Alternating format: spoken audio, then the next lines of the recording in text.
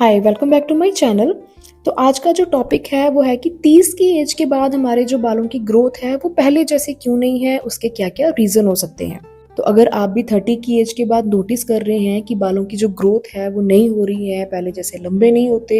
या फिर hair fall बहुत ही ज्यादा हो गया है, तो इसके बहुत सारे साइंटिफिक रीजन हो सकते हैं। लाइक फर्स्ट है कि 30 की एज के बाद हमारा जो हेयर ग्रोथ साइकिल होता है वो बहुत शॉर्ट हो जाता है, जो कि बालों का एक नेचुरल साइकिल होता है जिसमें growth phase, rest phase and shedding phase होता है। सो 30 की एज से पहले हमारा जो ग्रोथ फेज होता है बहुत लंबा होता है और 30 की एज के बाद ग्रोथ फेज शॉर्ट हो जाता है, इसीलिए बाल जल्दी गिर जाते हैं और ग्रोथ भी बहुत कम हो जाती है। सेकंड है कि एज के साथ हमारा स्कैल्प ब्लड सर्कुलेशन कम हो जाता है और जब स्कैल्प में ब्लड फ्लो स्लो हो जाता है तो हेयर रूट्स तक न्यूट्रिएंट्स और ऑक्सीजन बहुत कम पहुंचते हैं। एंड थर्ड है hormonal changes even if your periods are normal. तो इसके बहुत सारे रीजन होते हैं, जैसे कि एस्ट्रोजन हमारी बॉडी में धीरे धीरे कम होता है, स्ट्रेस हार्मोन जो कि कॉर्टिसोल है वो बढ़ जाता है, या फिर थायराइड इम्बैलेंस कॉमन हो जाता है और ये सब हेयर ग्रोथ को अफेक्ट करते हैं। उसके साथ साथ प्रोटीन एंड कोलेजन प्रोडक्शन भी बहुत कम हो जाती है, जैसे कि हम सबको पता है कि हेयर मेजरली प्रोटीन से बनते हैं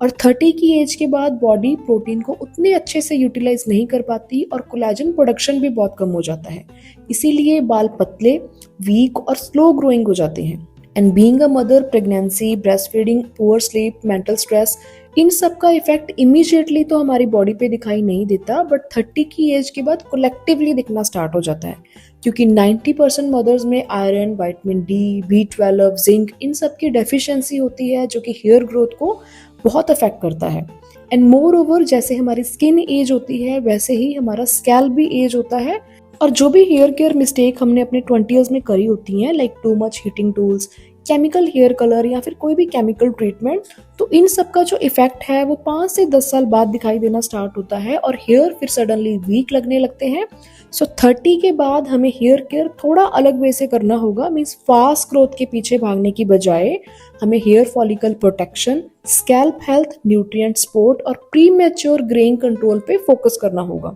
और उसके लिए मैंने ऑलरेडी बहुत सारी वीडियोस बनाई हुई हैं एंड आप मेरी hair care and grey hair series की प्लेलिस्ट भी चेक कर सकते हैं। एंड अगर आप 30+ हैं और आपको लगता है कि बाल पहले जैसे नहीं ग्रो हो रहे हैं, तो स्मार्ट, सेफ और रियलिस्टिक हेयर केयर को प्रेफरेंस दें और ऐसे ही safe skin care, hair care और हेल्थ केयर रिलेटेड टिप्स के लिए चैनल को फॉलो करें। Bye bye.